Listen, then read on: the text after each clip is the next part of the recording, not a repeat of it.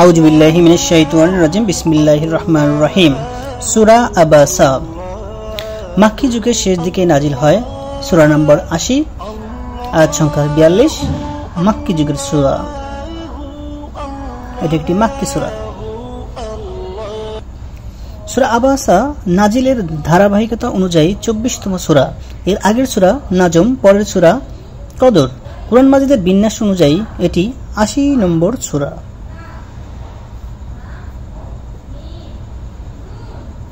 সূরা আবাসা এর অর্থ, আবাসা মানে সে ভুরু কুঁচকালো। সে বলতে রাসূলুল্লাহ সাল্লাল্লাহু আলাইহি ওয়াসাল্লামকে বোঝানো হয়েছে। সূরার 1 নম্বর আয়াতে আবাসা শব্দ থেকে এর নামকরণ করা হয়েছে। সূরা আবাসা এর মেজর থিম 3টি। 1. অন্ধ সাহাবীর আগমনে বিরক্তি।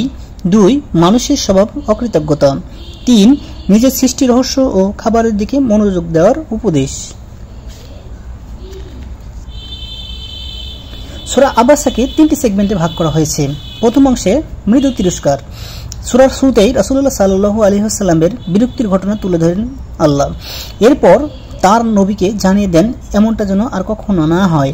দ্বিতীয় অংশ জাগরণ ও সতর্কতা। মানুষের সৃষ্টি এক ফোঁটা বীর্য থেকে, তাই তার উচিত অহংকার না করে আল্লাহর অনুগত হওয়া, আর তা না হলে কপালে জুটবে পরকালের শাস্তি।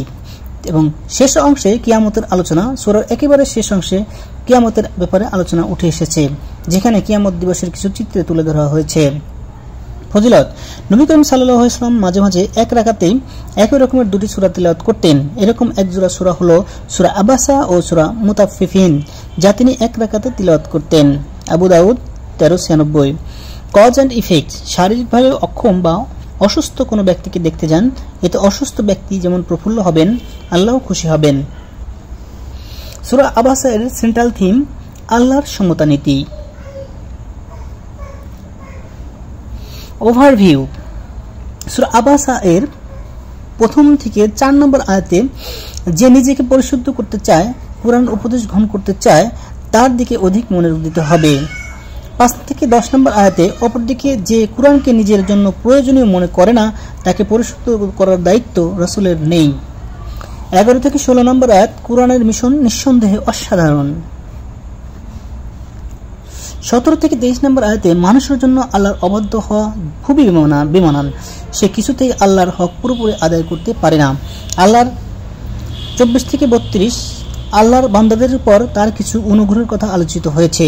33তম থেকে 42তম আয়াতে পরকালের একটি বিবরণ দেওয়া হয়েছে, যেখানে মানুষ তার আপনজনদের কাছ থেকে পালাবে।